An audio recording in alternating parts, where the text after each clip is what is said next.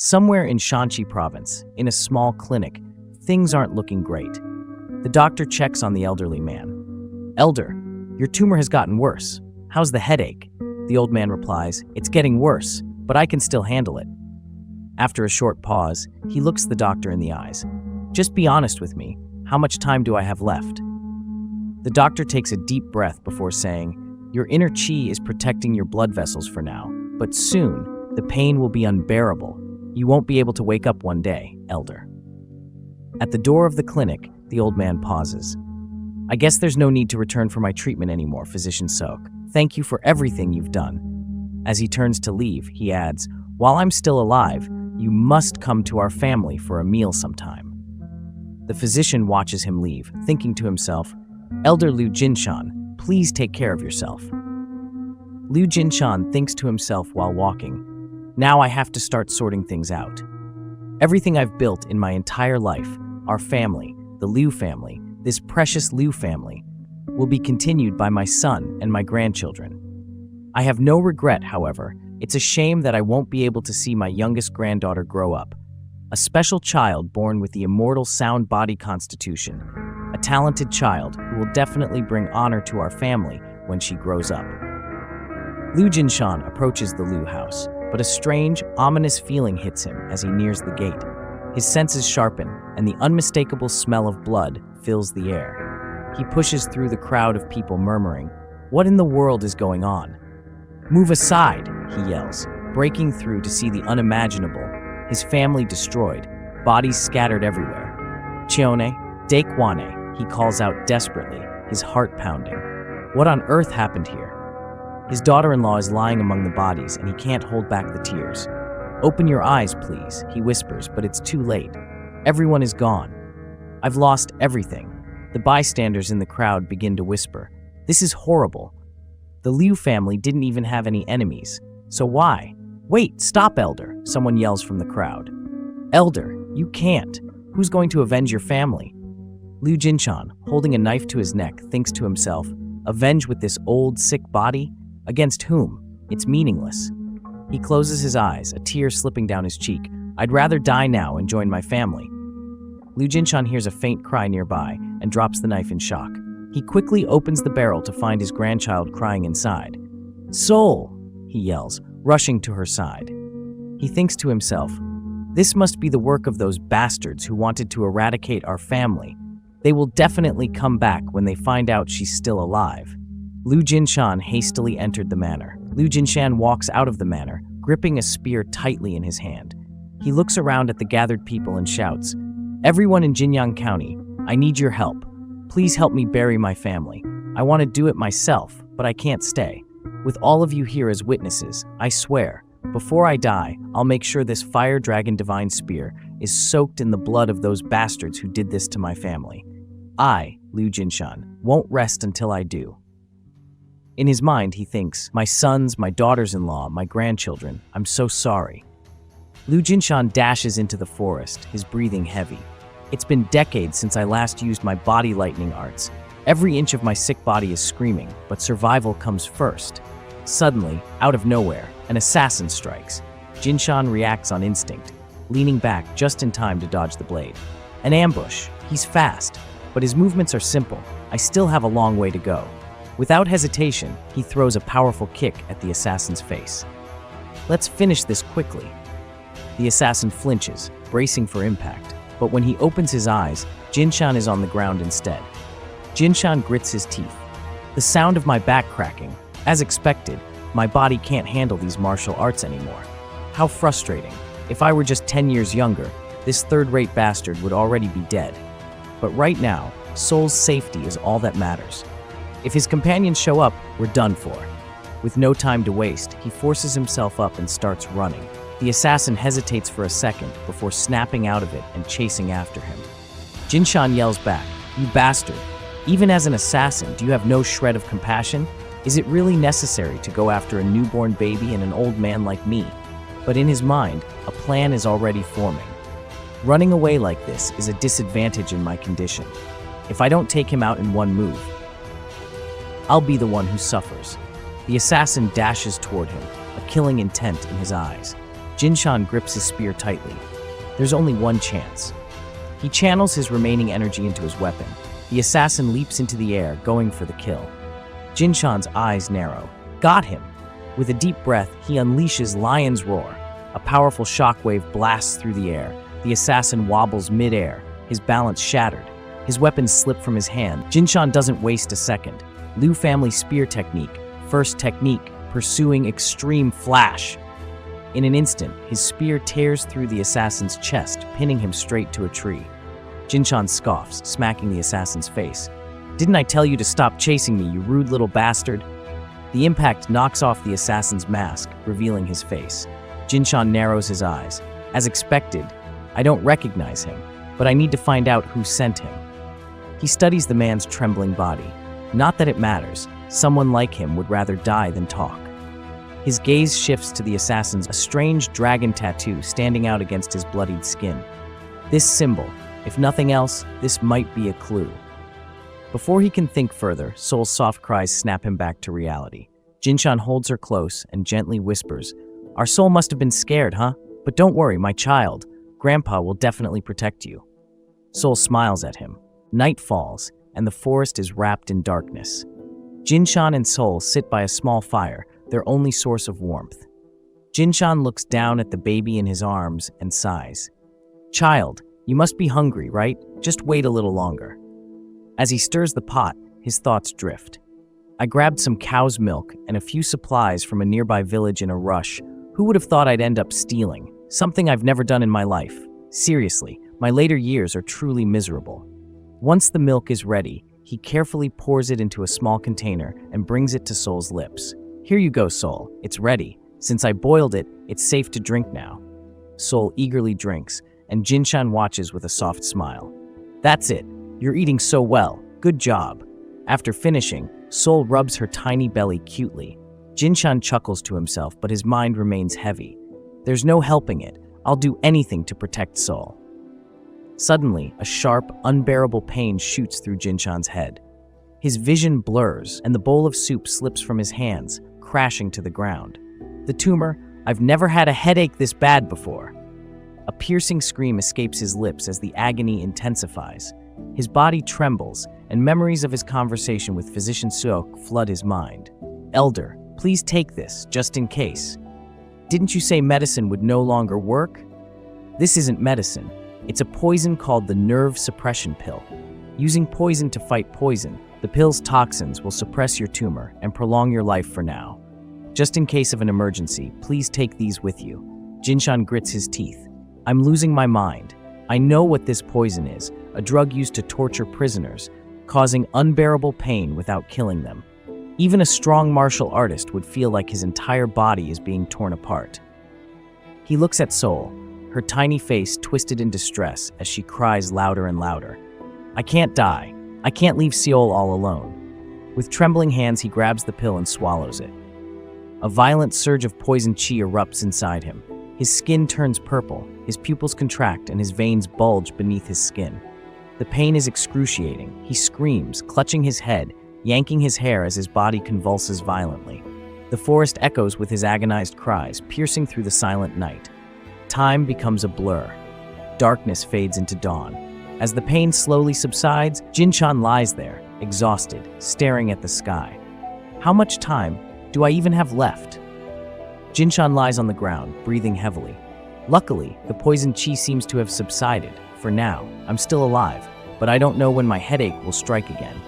Even if I survive the poison, there's a limit. I have to stay alive, at least until I can ensure Soul's safety. His eyes shift toward Soul, peacefully sleeping beside him. The sight of her tiny, innocent face strengthens his resolve. He sits up, his expression turning steely with determination. There's only one way. I need a body that can both cure my tumor and protect Seol from danger. Body reconstruction, a forbidden technique that reshapes bones and flesh to create a body perfectly suited for martial arts. He crosses his legs into the lotus position, thinking through the process. To unclog the governor and conception vessels for body reconstruction, I need at least 180 years worth of inner chi, but right now, I only have about 150 years worth. His fists clench. Can this sick, dying body even hold on? If I train, it'll take years. No, even longer than that. With a deep sigh, he pulls his robe tighter around him. Until yesterday, I had no regrets about my life. But now, there's only one thing on my mind. Jinshan gazes at the distant mountains, his eyes filled with unshakable resolve. I, Liu Jinshan, Seoul's grandfather, will never die. With that, he rises to his feet and begins his journey toward the mountains. In a small village, Liu Jinshan caught the scent of food drifting from a trio of beggars cooking nearby. Approaching them, he studied their meal with interest. The chubby beggar scowled at the sudden presence of an outsider. Taking note of the knots at their waists, Liu Jinshan quickly assessed their ranks. One was a first-rank disciple, while the other two were second-rank. They belonged to the beggar sect. This wasn't just a chance for food. There was an opportunity to extract some useful information as well. The chubby one looked ready to shout in protest, but was swiftly silenced by the eldest of the three, a bald beggar whose head shone as if freshly polished. With a sharp smack to the younger man's head, he scolded him. As Liu Jinshan settled in, the older beggar suddenly excused himself, claiming he had forgotten the salt. He hurriedly pulled the other two aside, his voice dropping to a whisper. Away from Liu's earshot, he muttered his suspicions. There was no doubt this was Liu Jinshan of the Liu family. Convinced that capturing him would be simple due to his age, he ordered the others to wait for his signal before launching an attack. Returning with a forced smile, the old beggar casually mentioned that the food already had salt in it. Liu Jinshan, patting his belly in satisfaction, agreed that the taste was just right. Seated nearby, Xiao enjoyed the last of the broth, her contented expression deepening their shock. As Liu Jinshan watched her, Liu smirked. He tells them he is feeling a strange satisfaction. Wonders if it was because he had found people connected to those responsible for his children's deaths. One of the beggars stiffened, realizing that Liu had overheard their conversation. Without hesitation, he ordered the others to attack. Two beggars rushed at Liu, but he remained calm. With just a spoon, he blocked their strikes, twisting one of their arms from the recoil. The second beggar attempted a sneak attack from behind, but Liu swiftly threw the spoon, striking him with precision and knocking him unconscious. The leader of the group attacked from above, swinging his staff with full force. Liu countered effortlessly, breaking the weapon on impact before grabbing the man by the neck. Without mercy, he began his interrogation, demanding to know if the beggar sect was behind the attack on his family. His grip tightened as he made it clear that if the truth wasn't revealed, he would make them suffer. One of the remaining beggars panicked and desperately tried to explain. He insisted they had no connection to the ones who destroyed Liu's family. They had only come for the bounty set by the Murim Alliance. To prove it, he pulled out a wanted poster and handed it over. Liu read the words carefully. The poster accused him of destroying his own family and losing his mind after falling into qi deviation. Rage boiled inside him. Without hesitation, he crushed the paper in his fist, his fury growing even stronger. Deep in the mountains, Liu Jinshan sat in meditation, his thoughts clouded with grief and anger. The Murim Alliance had issued a wanted order against him, filled with nothing but lies. But a bigger question haunted him. How were they connected to the destruction of his family? If the Murim Alliance was truly responsible, then his enemy wasn't just a single sect, it was the entire martial world. He exhaled slowly, his gaze fixed on the massive boulder before him. Even if he devoted 5 years to body reconstruction, it would be no different from trying to topple a mountain with a mere pebble. But if the Murim Alliance was truly behind it, then it didn't matter how long it took. Even if it required 10 million strikes, he would not stop until they were reduced to rubble. With that thought, he drove his fist into the boulder. Cracks spread like lightning across its surface before the massive rock crumbled into dust. And yet, the question still gnawed at him. Why would an alliance that claimed to uphold righteousness commit such an atrocity? Nearby, Xiao sat watching, her round eyes filled with curiosity. He turned to her and handed her a bamboo cup, prompting her to drink. Instead of taking a sip, she suddenly tossed it away. Liu Jinshan's reflexes kicked in, catching it just before the liquid spilled. Sighing, he waved a rabbit skewer in front of her. Instantly, her eyes widened, and a bit of drool escaped. Amused, he teased her with the scent, making her reach for it. If she wanted to eat, she would have to call him Grandpa. Without hesitation, Xiao opened her mouth and spoke the word clearly. Liu Jinshan froze. It was impossible. She was already speaking. His astonishment grew as he realized just how extraordinary she was. Born with the immortal sound and body constitution, she was developing at an unimaginable rate. He decided against giving her meat just yet. Instead, he resolved to find ingredients suitable for her porridge. Under the cover of night, Liu Jinshan entered a small village. He had no idea how far the wanted order had spread, so caution was necessary. Spotting a kind-looking woman, he approached her and asked for food for his child. Moved by Xiao's pitiful state, the woman offered an alternative. She had no food, but she did have breast milk and could feed the child herself. After a moment of hesitation, Liu Jinshan agreed and handed Xiao over. The woman, blushing, requested that he turn around for privacy. Respecting her modesty, he did as asked, thanking her sincerely. However, the silence that followed felt unnatural. A sudden movement caught his attention, and he turned back, only to see the woman sprinting away, shouting about how she was going to be rich. Liu swiftly subdued the woman, restraining her with ease. With one arm holding her in place, he reached for his grandchild, ensuring her safety. As he steadied himself, his eyes caught sight of a wanted poster nearby. His gaze immediately locked onto a wanted poster nailed to a nearby wall. His own face stared back at him, alongside Xiao's. The poster claimed he had kidnapped the child and promised a hefty reward to anyone who returned her to the Murim Alliance. His expression darkened. If this notice had reached even a small village like this, then it was safe to assume it had already spread throughout Shanxi province. It wasn't just martial artists he had to worry about. Now, even commoners would be after them. Nearby, a group of villagers gathered at a notice board, discussing recent events. One of them scoffed, mocking Liu Jinshan's supposed descent into madness. Another spoke of the great Bayek family, who had been found dead overnight, completely wiped out.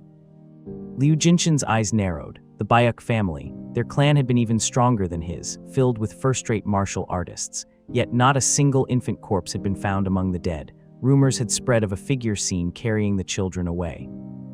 His gut told him this wasn't a coincidence. The same force that had destroyed his family had now targeted the Bayeks, but who were they and why? His thoughts turned to Xiao. When she was born with the immortal sound and body constitution, the Murim Alliance had sent an elixir to strengthen her qi, calling it a joyous occasion for all of Jianghu. But now, everything was clear. They had known about her potential from the beginning. Their goal had never been to celebrate her birth. They had always intended to take her. A group of beggars appeared, pointing directly at him. Accusations flew, claiming he had stolen from them. Liu Jinshan sighed, regretting that he had let them live earlier. Before he could act, a shadowy figure stepped forward. His voice was cold and sharp, carrying the confidence of a seasoned killer. Declaring himself the best assassin in the region, he made it clear he would be the one to deliver Liu Jinshan to the Murim Alliance. The assassin scanned the surroundings, searching for Liu Jinshan, but he was gone. A massive shadow loomed behind him. In the figure's mind, even if I lose myself, I will kill you, all of you. Liu Jinshan stood there, his skin darkening, his expression twisted with rage, his very presence overwhelming. He was losing control. Then a voice rang in his ears. "Grandpa," it was Xiao's voice. The assassin and the surrounding beggars turned in the direction of the voice, but there was no one there. Confusion flickered in their eyes. Meanwhile, Liu Jinshan snapped out of his fury, his mind clearing just enough to realize what had happened. He had lost control completely. He had almost fallen into qi deviation. If he had seen blood in that moment, he might have become a mindless berserker, exactly as the Murim Alliance intended. Glancing down at his grandchild, his expression softened. He gently ruffled Xiao's hair, a faint smile tugging at his lips. She had saved him without even knowing it. The realization hit hard. The entire world was now hunting them. There was no safe place left. If they wanted to survive, they had to disappear, somewhere no one could ever reach them. 2 months later. Deep within a dense forest, Liu Jinshan finally let out a sigh of relief. Before him stood an old, abandoned house, hidden away from the world. Despite years of neglect, it was surprisingly well preserved, as if waiting for someone to return. Stepping inside, his gaze landed on a jade box sitting on a wooden shelf. With a click, the box opened, revealing a set of finely crafted flying needles. Beside them, a 7-string zither rested in pristine condition. Whoever had lived here was no ordinary person. Night had fallen, and inside the house, Liu Jinshan carefully fed Xiao. A memory surfaced, this brat, the way she ate, just like the youngest when he was little. His thoughts drifted to his daughter-in-law, regret settling in his chest. He should have cherished them more while he had the chance. Xiao looked up at him, noticing his teary eyes. Tilting her head, she mumbled, "Cry," attempting to say crying. Liu Jinshan quickly denied it, standing abruptly. "I forgot to turn off the furnace," he declared before hurrying outside. Once alone, he sighed, rubbing his forehead. Embarrassing. He had shown a pathetic side of himself in front of his granddaughter.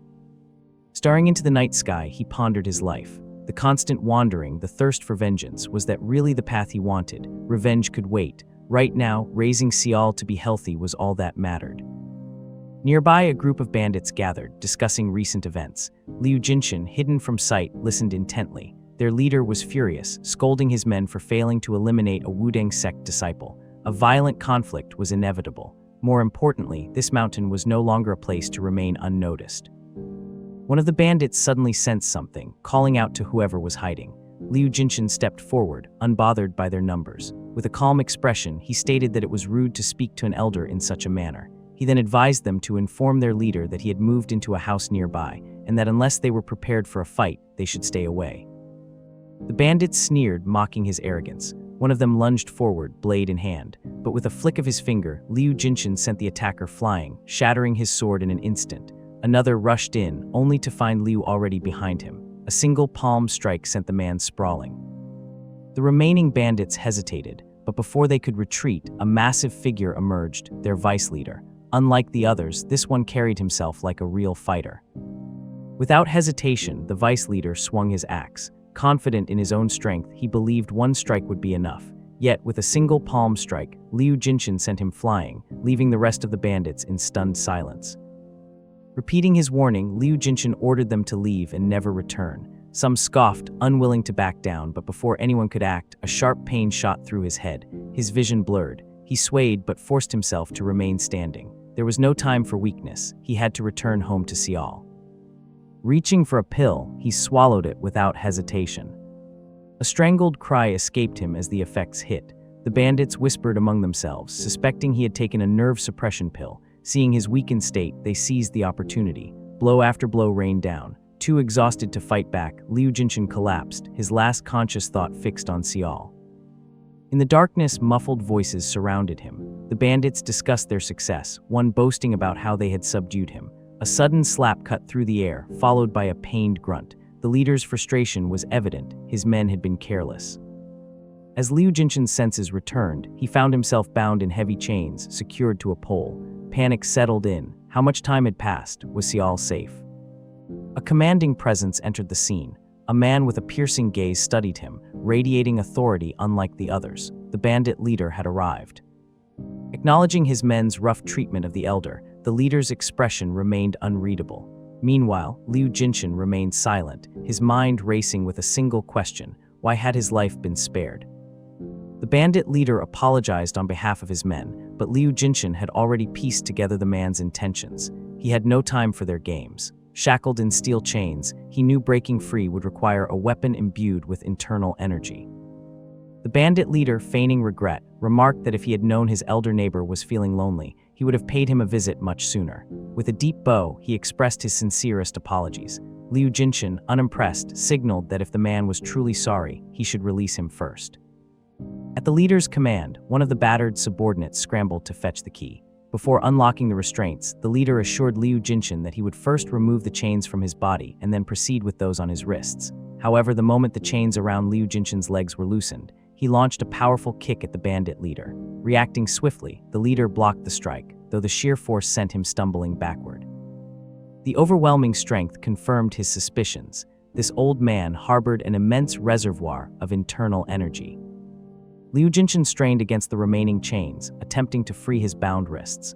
Just then, the vice leader, axe in hand, lunged at him, frustrated that the old man refused to stay put.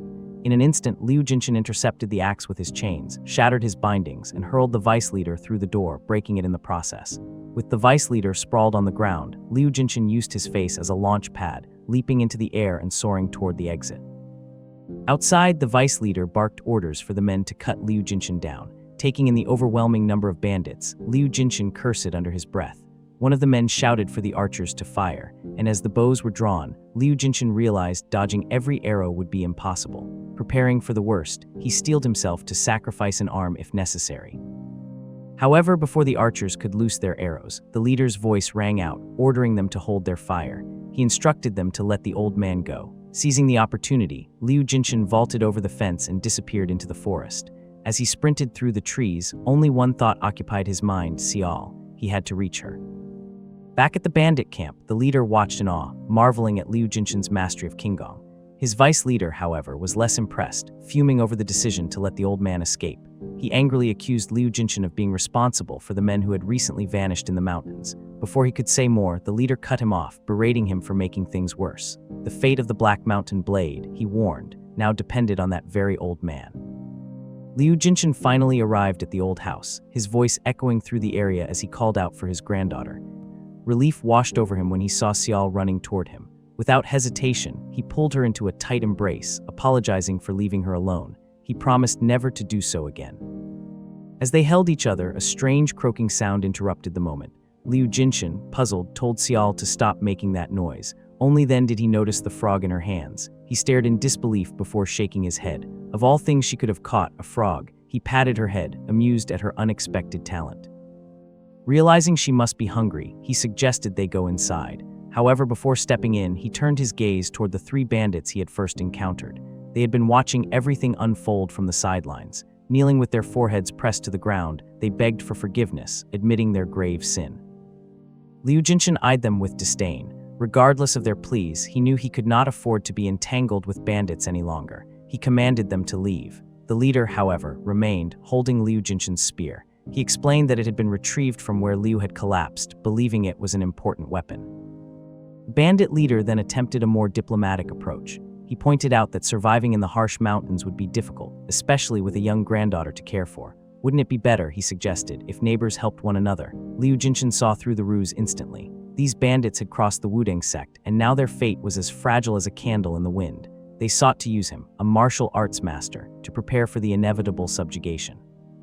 His suspicions were confirmed when the leader subtly inquired about his allegiance. Without hesitation, Liu Jinshan made it clear he would not be manipulated. The bandit leader, realizing there was no persuading him, bowed slightly in apology. Before departing, he left behind a bag, claiming it was a gift to make amends. Then, the bandits vanished into the night. Curious, Liu Jinshan inspected the bag, but before he could, Xiao had already buried herself in it, rummaging excitedly. Amused, he waited, wondering what had caught her interest. When she finally emerged, she was holding, of all things, a snake. Before Liu Jinshan could react, the snake lunged. Instinct took over, and he swiftly knocked it away, cursing the bandits for such a twisted joke. No matter how beneficial snake meat was for building resistance, shoving one into a bag was beyond ridiculous. The bandits had left behind actual food as well. Glancing at the provisions, Liu Jinshan had to admit they weren't entirely irredeemable. Time passed in the old house, and the remnants of their meal lay scattered. Fully satisfied for the first time in a while, Liu Jinshan sighed in contentment, stretching out. However, his moment of comfort didn't last. He reminded himself that he could not afford to be idle. Weakened as he was, he had to rebuild his strength before trouble found him again. Settling into a lotus position, he focused on circulating his qi. Achieving complete body reconstruction was imperative, not just for himself, but for Xiao. He had to endure, no matter what. The thought of protecting her and avenging his family pushed him forward. Opening his eyes, he noticed Xiao had mimicked his posture, imitating his meditation. Amused, he acknowledged that starting internal training early was wise. The younger one began, the less turbidity there was in the body, making progress much faster. He placed a hand on her back, aiding her circulation, but as he guided her qi, he felt something extraordinary. Her blood vessels were completely unblocked. Such an absence of obstruction meant her internal energy could accumulate at an unprecedented rate. This was none other than an immortal sound and body. Xiao, however, had already started dozing off mid-meditation. Chuckling to himself, Liu Jinshan decided to push a little further. Using the one heavenly cycle, he guided her qi flow, amazed at her natural ability. Her energy absorption was nearly 20 times that of an average martial artist. At this rate, she would surpass even seasoned warriors. Deciding to let her rest, he carefully laid her down. The Liu family heaven and earth palm technique focused on purity and unyielding spirit, allowing for immense internal energy accumulation. However, its slow progress made it inferior to the techniques of the larger sects, but with Xiao's unique constitution, even that flaw could be negated. Later that night, under the clear sky, Liu Jinshan sat outside, glancing at the jar of liquor the bandits had left. He knew better than to trust them, but the aroma of wild ginseng wine was too tempting. Cooking the snake over an open flame, he indulged in a drink, savoring the taste. It had been too long since he'd enjoyed alcohol. The flavors, the warmth, it reminded him why even rolling in the mud of this world was better than rotting away. However, just as he raised another glass, something caught his eye. A strange white light flickered from the direction of the moon. The sight startled him enough that he nearly spilled his drink. The glowing entity descended toward the ground, moving eerily. Was it a will-o'-the-wisp, or just the effects of alcohol? Drawn by curiosity, he found himself chasing after it, only to discover something straight out of legend. Before him stood a creature spoken of only in hushed whispers, hazy blue fur, glowing eyes, and a sinister aura. It was a blue wolf, a man-eater that had claimed over 1,000 lives across 12 centuries. Liu Jinshan held his breath, watching in horror as it devoured a bandit. If that monster was here, in this very mountain, he faced a dire choice. He could abandon everything and flee with Sial, or he could kill it at all costs. As Liu Jinshan assessed his next move, the blue wolf, sensing his presence behind the bushes, lunged forward with terrifying speed, jaws snapping in an attempt to tear into his flesh. Instinct took over as Liu reacted swiftly, channeling years of training into action.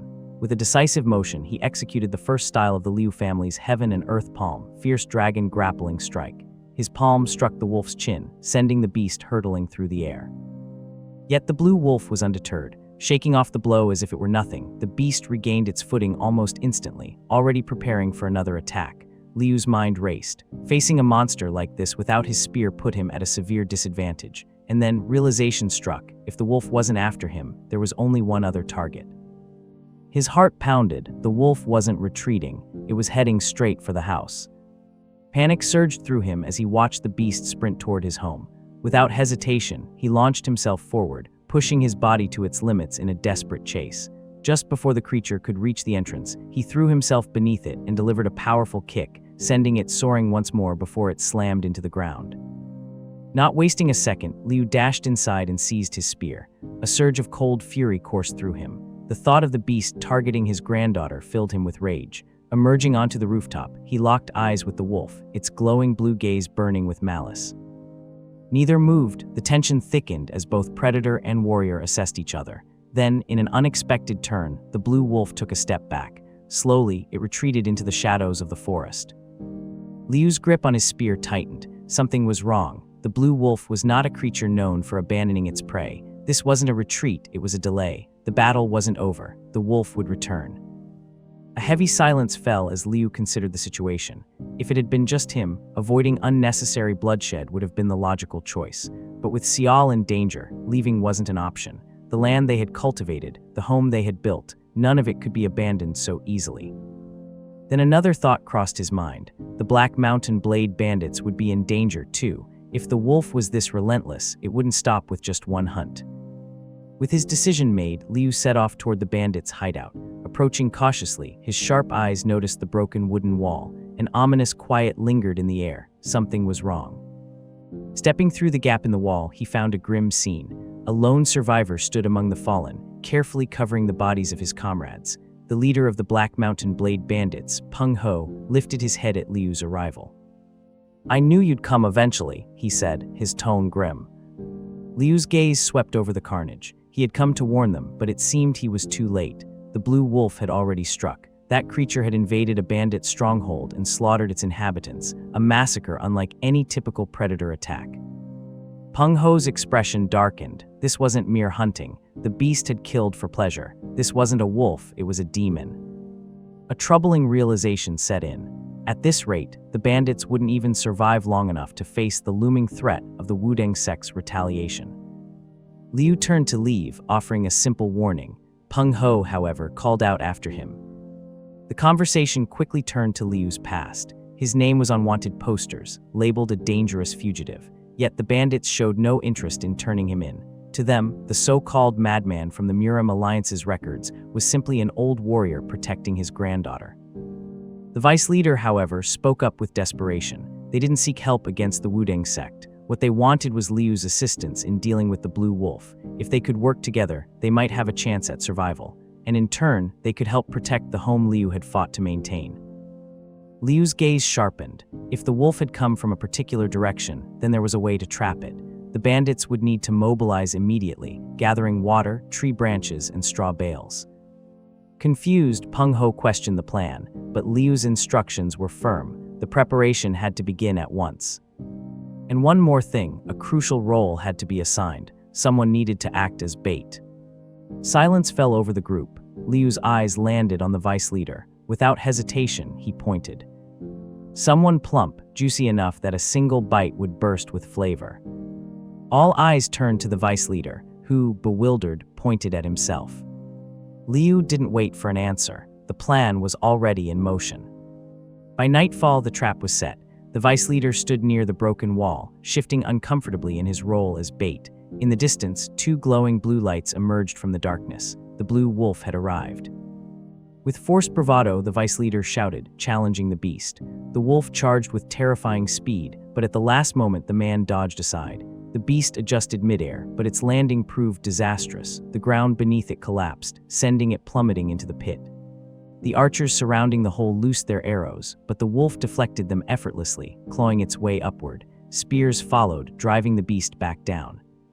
Despite the barrage, the wolf's determination remained unbroken. It would escape. It was only a matter of time. Liu's voice cut through the chaos. "Step aside." Leaping into the pit, he brandished his spear. Flames licked along the blade's edge, illuminating the darkness. With deadly precision, Liu and the blue wolf charged at each other, their movements like two unstoppable forces on a collision course. As soon as Liu and the blue wolf clashed, a massive explosion erupted from the ground. Without wasting a moment, Peng Ho commanded the others to seal the pit. The bandits rushed forward, swiftly covering the hole with thick logs. Though the explosion had not been fatal, the blue wolf's body was severely injured. More importantly, trapped within the narrow pit, the beast could only struggle with its front paws at best.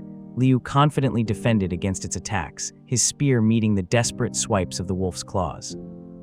The bandits watched anxiously, waiting for the outcome. Silence fell inside the pit. Unable to contain their curiosity, they cautiously removed the logs to peek inside. What they saw left them stunned. Liu sat atop the lifeless blue wolf, his body covered in blood. Without missing a beat, he told them to quit starring and pull him out. With the beast finally slain, the bandits erupted in celebration. Liu, however, found himself lost in thought. It had been a long time since he had felt like this. Memories of his younger days surfaced, but they quickly faded as he returned to the present. Back at the shabby old house, he gazed at Xiao, who was sleeping soundly. A sense of relief washed over him. At least now, they could continue staying in their home.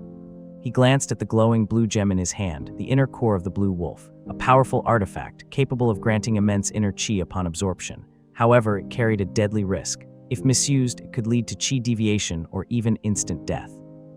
Just then, Xiao's voice called out, addressing him as Grandpa. He turned to her, surprised to see her awake. She immediately reached for the glowing core, her curiosity evident. Liu stopped her, warning that it was not something to eat. At that moment, a sharp pain struck his body. His vision blurred as he reached into his sleeve for a nerve suppression pill, quickly swallowing it. However, as he did, the wolf's core slipped from his grasp. A sinking feeling overtook him. The core was dangerous. He had to retrieve it, but before he could act, his body gave out and he lost consciousness. Liu Jinshan woke up sometime later, unsure of how long he had been out. His first thought was the inner core. Frantically, he looked at Xiao. She met his gaze and with a cheerful expression simply said, "Delicious." Panic surged through him. He immediately tried to suppress the core's energy within her, fearing the worst. By all logic, her Danshan should have exploded, taking her life with it, but she remained unharmed.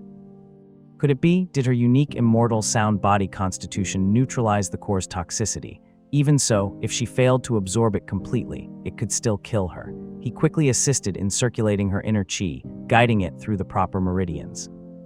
The changes in her body were astonishing. The impregnable conception vessel and governing vessel had been unclogged. The toxicity of the core vanished, merging seamlessly with her constitution. True chi radiated from her, and her middle Danshan fully opened. Liu's eyes widened. This wasn't just an increase in chi, it was body reconstruction. A child who had only just been born into this world was now being reborn anew. Xiao's small body levitated, glowing with a green energy so intense that the entire house was bathed in its light. Liu shielded his eyes, unable to comprehend the sheer magnitude of what was happening. When the glow finally faded, Xiao was different. She was still herself, yet something had changed. Liu cautiously extended a hand, asking if she was all right. Before he could even blink, Xiao vanished from sight. Moments later, he spotted her darting across the room at an incredible speed. He could hardly believe what he was seeing. Just days ago, she had barely been able to walk, and now she was running like a seasoned martial artist. Even he, after dedicating his entire life to cultivating inner chi, had never achieved body reconstruction. Yet Xiao had done it first. Liu couldn't help but chuckle, as expected of his granddaughter. Stepping outside, he found a bag of food resting near the house. He recognized the gesture immediately. "Those punks from the Black Mountain Blade brought us meat again," he muttered. "They barely have enough to eat themselves." With a sigh, he decided they should be grateful and enjoy it while they could. As he cooked the meat over a fire, Xiao continued dashing around, her excitement showing no signs of fading. He smiled, amused. The past few days had been eventful, and she was clearly reveling in her newfound abilities. His thoughts shifted. If he remembered correctly, wasn't the Wudang sect's punitive force supposed to arrive soon? His mind wandered back to a conversation he had with Peng Ho. The bandit leader had revealed that they were once soldiers, about 10 years ago. They had deserted, refusing to partake in their superior General Yang Yu's rebellion. Liu had simply responded that they had made their decision based on their beliefs. They weren't at fault for following their conscience. Peng Ho had nodded, explaining that even after hiding in the mountains, they had never harmed civilians. Instead, they only targeted corrupt officials and the merchants who colluded with them. Now, back in the present, Liu wondered, who was he to help them when he had his own problems to worry about? Until he achieved body reconstruction himself, he had no choice but to live cautiously, holding his breath in the shadows. Xiao suddenly ran into him at full speed, causing them both to tumble to the ground. As he looked at her, he realized she had fallen asleep mid-motion. She must have been exhausted. Gazing at her peaceful face, he made a silent vow. Even if it was normal for someone his age to give up on body reconstruction, for Xiao's sake, he would never give up. A sudden shift in the air made him tense. They were here. One of the 9 great sects, one of the great clans. Wudang sect. Just hearing their name filled him with anger. They were a great force within the Muram alliance, the very group suspected of destroying his family. One of the bandits knelt on the ground, defeated, a sword pressed against his neck. The Wudang martial artists demanded to know the location of the bandit hideout, threatening to kill him if he didn't comply. Corpses of his comrades littered the ground, their limbs severed one by one. The bandit refused their offer, choosing death over revealing the location of his base. The martial artist swung his sword, aiming to sever the bandit's hand. However, just as the blade was about to land, a spear shot forward, intercepting the attack with precise timing. Annoyed, the martial artist turned his gaze toward the one who had interfered and demanded, "Who dares to block my strike?" With an air of indifference, Liu simply replied, "I'm just their neighbor." Don't miss out on more amazing stories. Hit that subscribe button and stay updated with the best recaps every week. The Wudang martial artists glared at Liu, silently warning him to stay out of their business. To them, he was nothing more than an outsider, ignorant of the situation. Whatever had happened to these bandits was none of his concern. Liu remained silent for a moment before letting out a faint sigh. Weren't neighbors supposed to help each other in times of need? His mind drifted back to his battle with the Blue Wolf, and inevitably to the night his family was massacred. What if someone had stepped forward back then? Could things have been different? His grip on the spear tightened. These so-called martial artists belonged to the Wudang sect, a key faction within the Muram alliance, the very alliance suspected of orchestrating his family's downfall. And yet, they had the audacity to claim he was the one who didn't understand the situation. Liu's gaze sharpened as he pointed his spear at them. The Wudang disciples exchanged uneasy glances before speaking telepathically. "Senior brother, isn't that old man the patriarch of the Liu family, the one wanted by the Muram alliance?" The senior disciple studied Liu for a moment. The unusual spear, the child secured on his back, it all matched the rumors. "It has to be him. This is a golden opportunity. If we take him down, we'll make names for ourselves. He's been retired for years. This will be easy.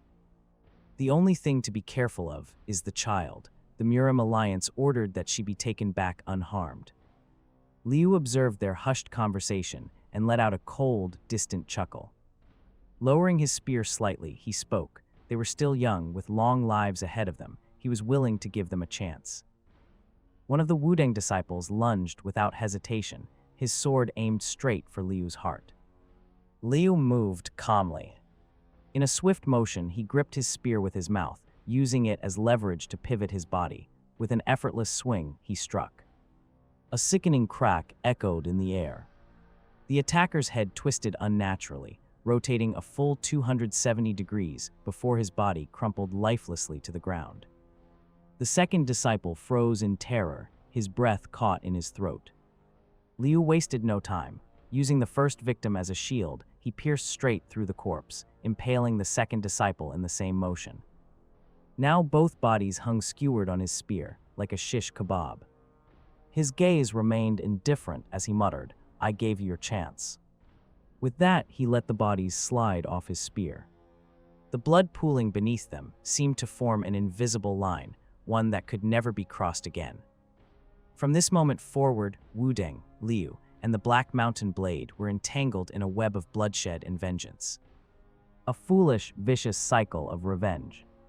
Liu exhaled, this never-ending pursuit of vengeance. How could anyone escape it? Even he, despite everything, could not stop. Not until his family's wrongs were avenged. At the Black Mountain Blade's hideout, the injured bandits stumbled in, carrying the lifeless bodies of the two Wuding disciples. Liu entered alongside them, his expression unreadable.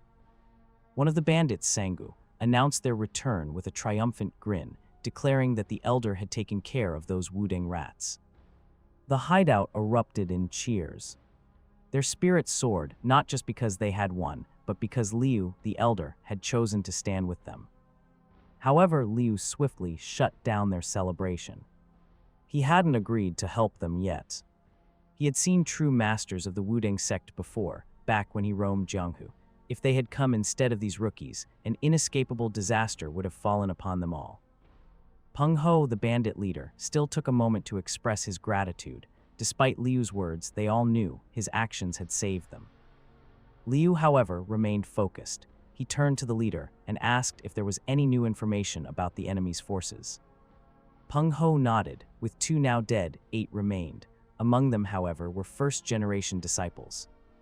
Liu's expression darkened. If they were first-generation disciples, that meant they were first-rate masters, warriors who had already mastered sword chi. These were not opponents to be taken lightly. Liu looked Peng Ho in the eye. The only one here capable of fighting against such foes was someone like him, someone trained in true martial arts. So Liu asked, "What's your strategy?" Peng Ho hesitated before responding, but his answer was disappointing. There was no real strategy, only the hope of using the barricade as a shield and holding out for as long as possible. Liu shook his head. No matter how thick or high the barricade is, it won't matter against martial artists who wield sword chi. Arrows will be useless against them. If we stay on the defensive, we'll be slaughtered.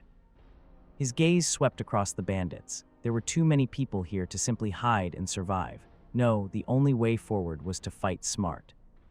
Just like when we killed the Blue Wolf, we need to lure these bastards in, surround them, and crush them.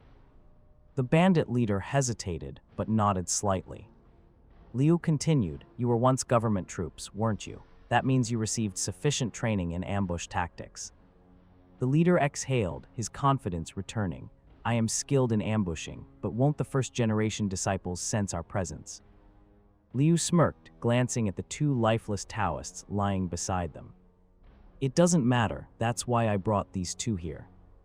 The bandits followed his gaze, realization dawning on them. All we have to do is kill a few of them before they can set up their Wuding sword formation. If we strike first, they won't get the chance. Meanwhile, deep in the forest, the Wuding sect's punitive force moved cautiously.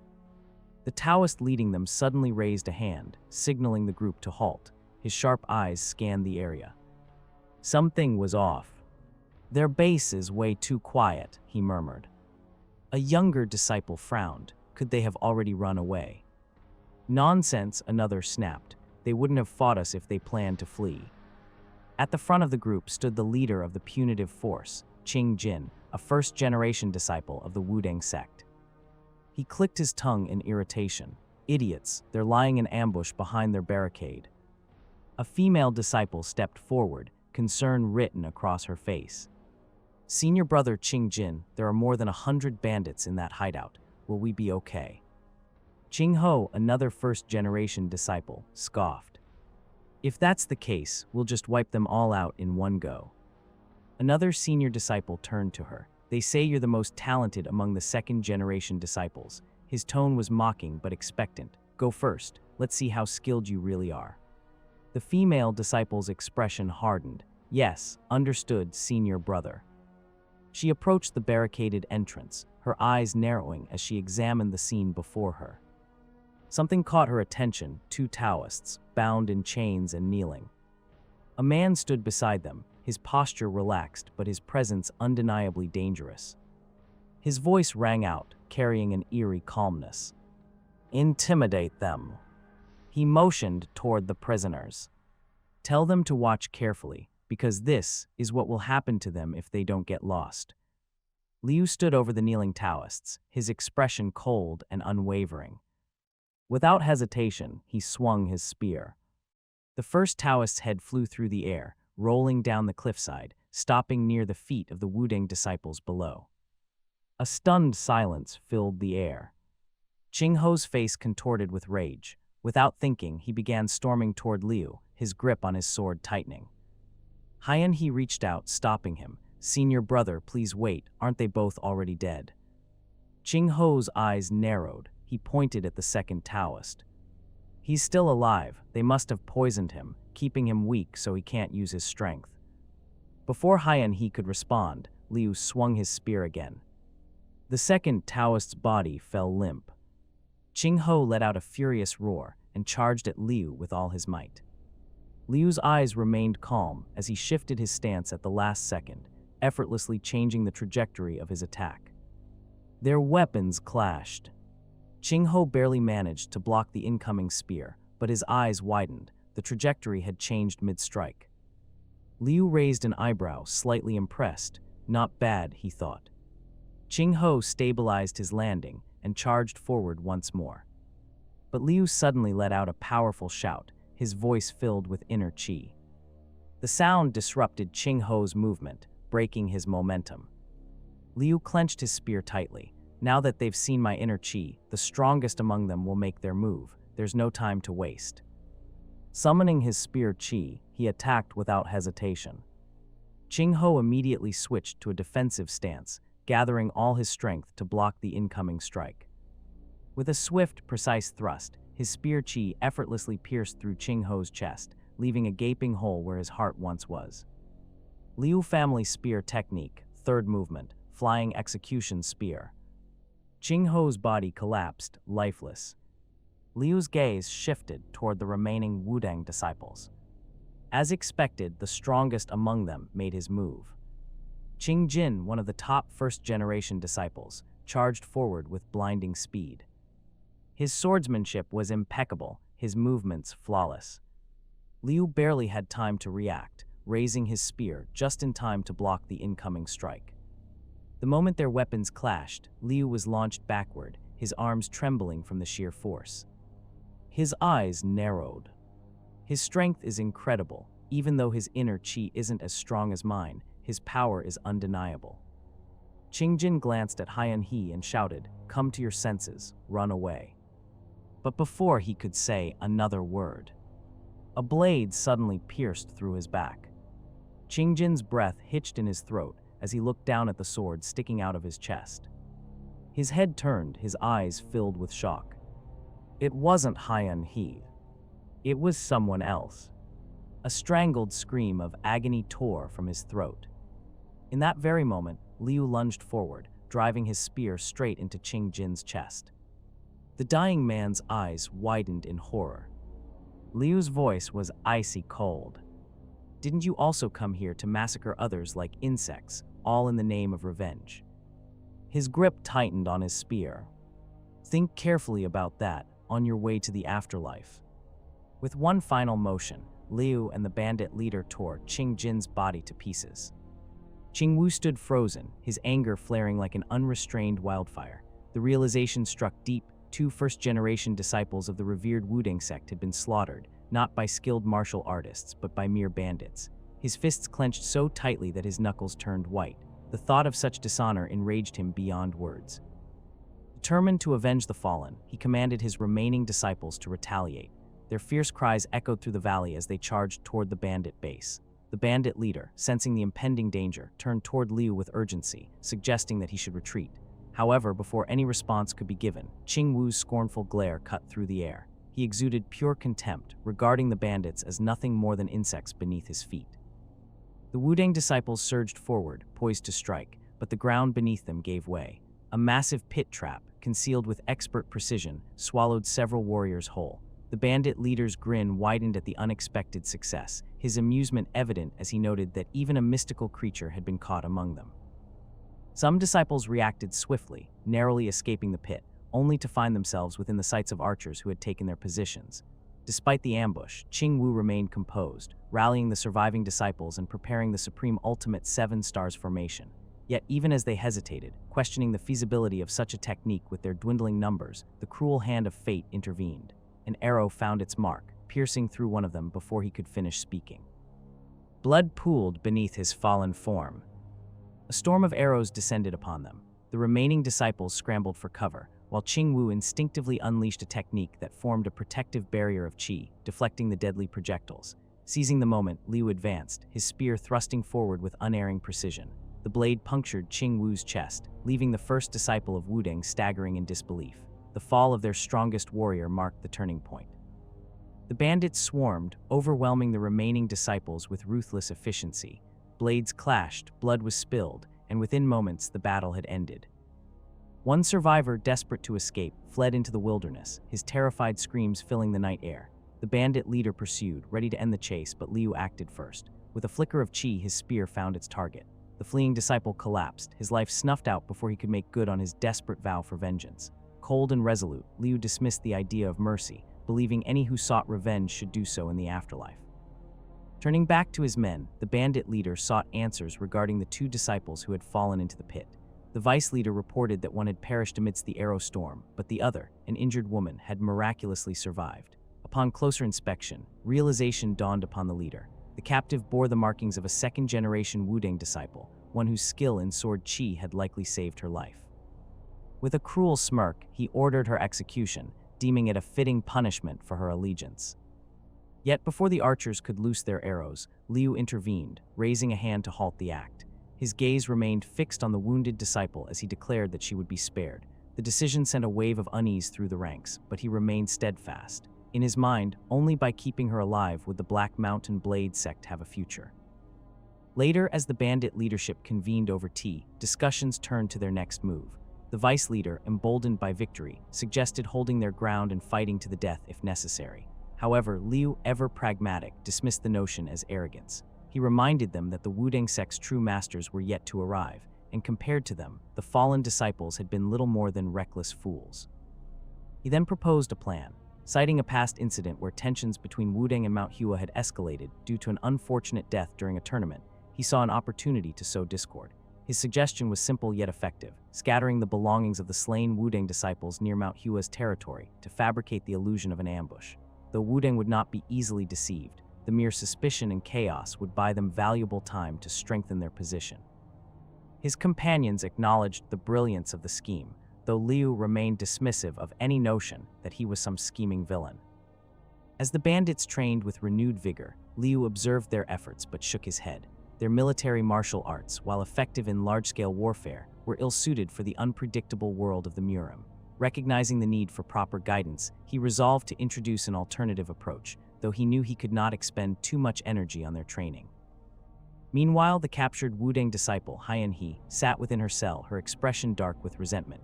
Liu regarded her with casual amusement, remarking that she resembled a ghost. Her fury remained unshaken, demanding her release with threats of future vengeance.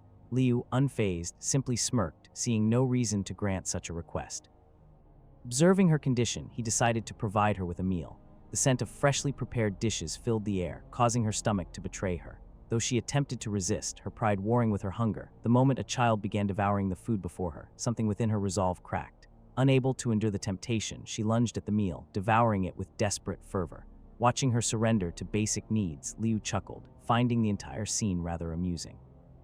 Following the meal, he led her outside to a separate chamber. Upon entering, she discovered a clean bath, its warm waters inviting. With hesitation, she eventually relented, washing away the filth of battle and imprisonment. Emerging refreshed, she appeared as a completely different person, though she quickly reminded herself of her dire situation. As she gazed upon the breathtaking mountain landscape, momentarily forgetting her captivity, reality soon came crashing back. Liu informed her that it was time to return to her cell and her blood-stained garments. A dark expression crossed her face as she muttered her refusal, acknowledging that his small acts of kindness had made her imprisonment all the more unbearable. Her voice trembled as she admitted the cruel truth. Had she been treated harshly from the beginning, she would have endured without faltering. But now, having glimpsed even a fraction of comfort, she found herself unwilling to return to the cold confinement. Rather than face such torment, she murmured that she would rather die. Liu regarded her for a long moment before making a final proposition. He declared that the opportunity to experience such days again was possible, but only in exchange for something of equal value. The realization sent a wave of dread through her as she recoiled in horror, barely able to form words before he swiftly pressed her pressure points. Her body went limp, collapsing into his grasp. As she drifted into unconsciousness, his voice resonated in the silence, hinting at the inevitable truth. The Black Mountain Blade sect had plans for her, and soon enough she would come to understand exactly what they desired. Hye lay on the pile of hay inside her prison cell, still dressed in her bloodied clothes. Her dull eyes stared blankly at the ceiling, lost in thought. She dreamt of the food, the bath, the fresh mountain air, everything she had experienced. But the moment she woke up, it all felt like a cruel illusion. Her lifeless expression mirrored that of a soulless husk.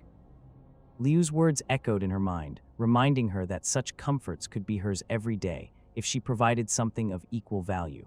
Frustration twisted her face as she rejected the possibility, unwilling to consider it. The thought of what he wanted made her shudder.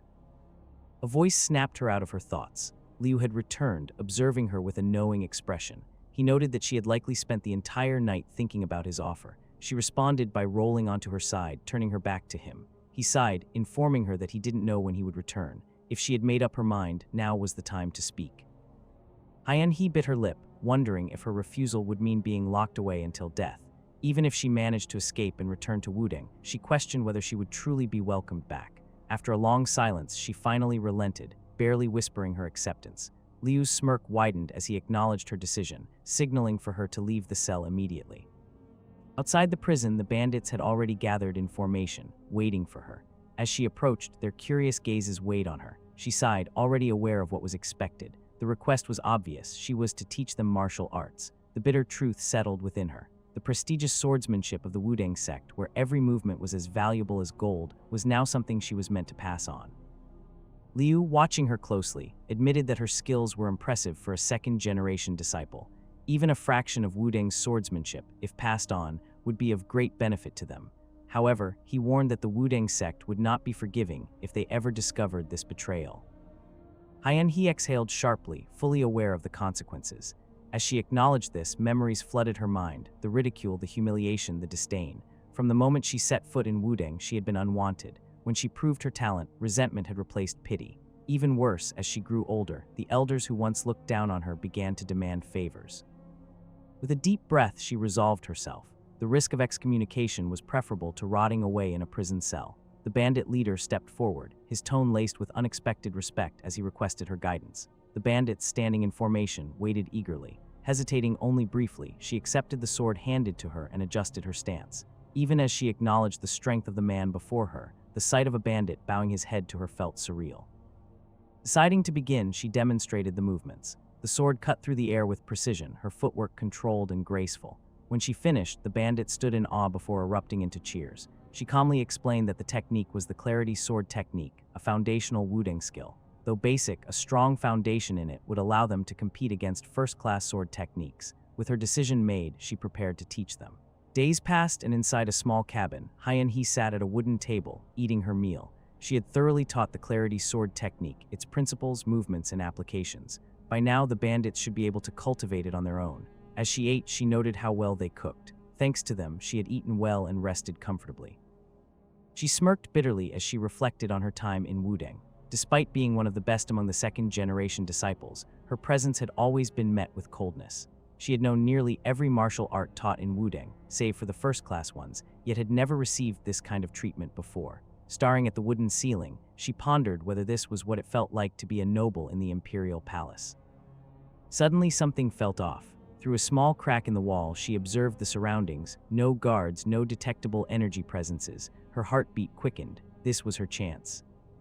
Without hesitation, she leapt over the barricade and landed outside the base. But as she turned to flee, Liu stood directly in her path. Tensing, she reached for her sword, but he simply smirked, cautioning her against getting her outfit dirty. Confusion flickered across her face as he explained that he had worked hard to acquire it for her. She processed his words, slowly realizing that he had kept his promise. He assured her that she was free to walk out the front gate, but questioned where she planned to go. Her grip tightened as uncertainty washed over her. She hadn't considered that part. Liu pointed out that the Wudang sect would never take her back after what she had done. The weight of his statement struck her. If they learned she had taught their swordsmanship to bandits, excommunication would be the least of her worries. Turning to leave, Liu suggested that if she wasn't in a hurry, she could rest until dawn. He would arrange for travel expenses and provisions. She stood frozen as he walked away, his words lingering in her mind. She truly had nowhere to go. The next morning, upon opening the cabin door, she found a bag waiting for her.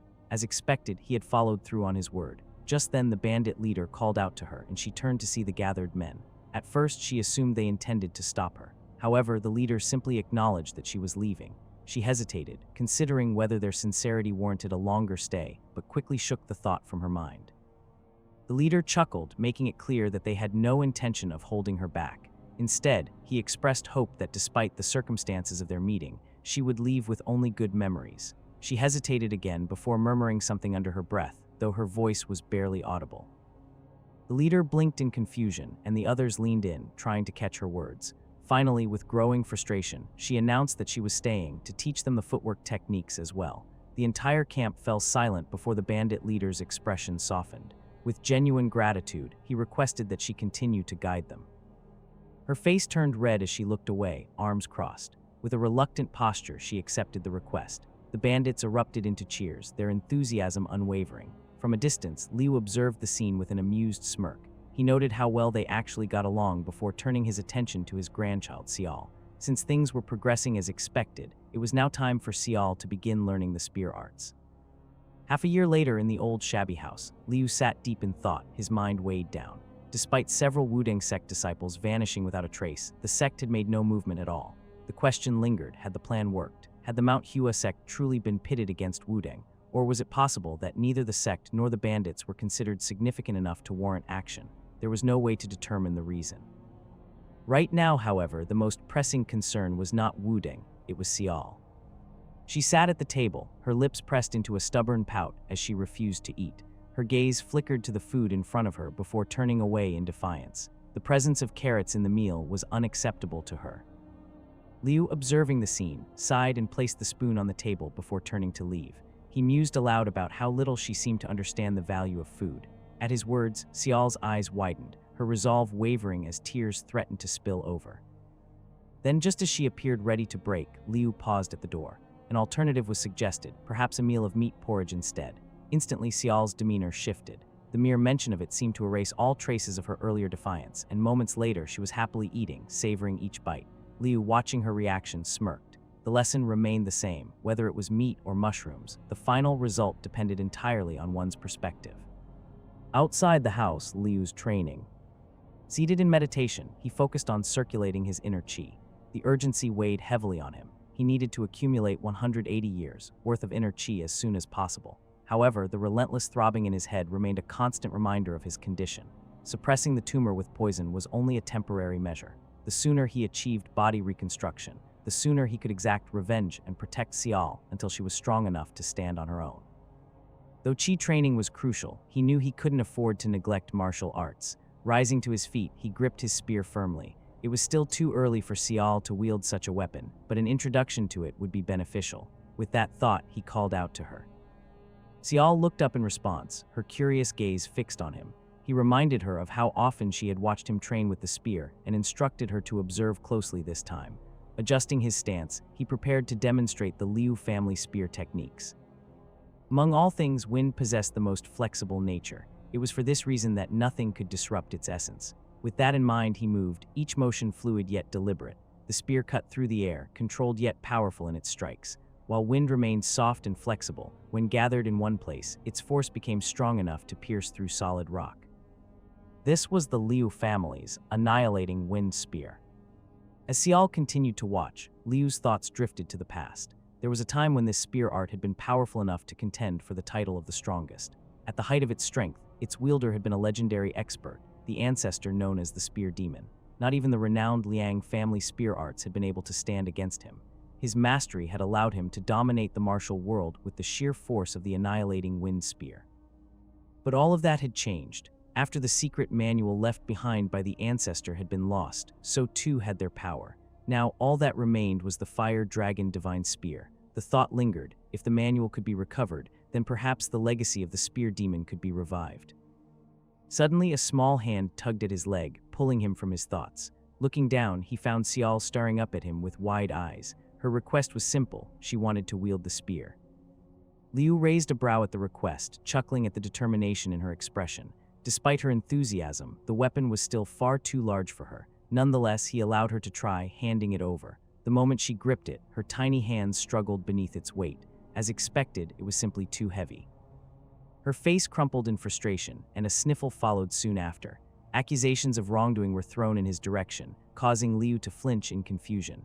It took a moment before he noticed a bamboo stick nearby. Picking it up, he offered it to her as an alternative. The moment she took hold of it, her expression brightened once more. With her makeshift weapon in hand, she immediately imitated his stance. Liu smirked at the sight. Her expression carried the determination of an expert. A warning was given to be mindful of her balance, followed by an instruction to follow his lead. As he demonstrated the first movement of the Liu family spear techniques, pursuing extreme flash, he watched to see how she would respond. The technique relied on high-speed movements, leaving opponents with no room to evade. He turned to gauge her reaction, expecting her to at least attempt the footwork. Instead, what he saw was dancing. At first, disbelief settled over him. It seemed as though she was merely playing around, entertaining herself rather than seriously following his instruction. However, the more he observed, the more his expression shifted. The movements, though seemingly random, were not as unstructured as they appeared to be. A realization struck him. The way she maneuvered the bamboo stick perfectly followed the principles of the Liu family spear techniques. A chill ran down his spine as understanding dawned upon him. She had not merely been playing. She had absorbed the technique simply by watching his training. Liu's heart pounded at the implications. Was this the manifestation of the immortal sound body constitution? If she could continue at this rate, then perhaps the resurrection of the spear demon was not just a distant dream. His resolve solidified. From this moment on, he would dedicate himself fully to her training. But just as the thought settled, a sharp pain flared in his back, forcing him to tense. It seemed he had pushed himself too far for the day. With a deep exhale, he decided that the real training would begin tomorrow. In response, Xiao mimicked his actions, clutching her back dramatically and whining in exaggeration. Liu rolled his eyes at her antics. Before he could address her playful behavior, a sudden activation of a trap around the house sent a sound echoing through the air. His body tensed immediately, instinctively reaching for his spear. The presence of intruders was undeniable. But before he could act, a familiar voice called out, asking if he was home. Recognizing it, he allowed himself to relax. Moments later, the visitors entered. The group of bandits stood before him, accompanied by Hye-He. His gaze swept over them before settling on her outfit, an unspoken observation lingering between them. At her signal, the vice leader stepped forward, carrying a bag. A title was spoken, General Manager. Liu scoffed at the absurdity of it. The idea of a second-generation disciple of the Wudang sect taking on such a role among bandits was something he never would have imagined. Hye-He paid no attention to his reaction. Instead, she spoke of the reason for their visit. They had brought wild boar meat, even adding rabbit meat as a bonus. The mere mention of it immediately caught Xiao's attention, excitement flashing across her face. Liu, however, was not interested in pleasantries. His arms crossed as he cut through the formalities, demanding to hear the real reason for their presence. In response, Hye-He's expression darkened. A question was posed, had he not heard the news. At his frown, she continued, Wudang had yet to make a move. But what she said next sent a chill down Liu's spine. Something was happening, something big enough to shake all of Jianghu to its core. Love this recap, smash that like button. Subscribe for more manhwa goodness. Drop a comment with your favorite moment or what I should cover next. See you in the next one.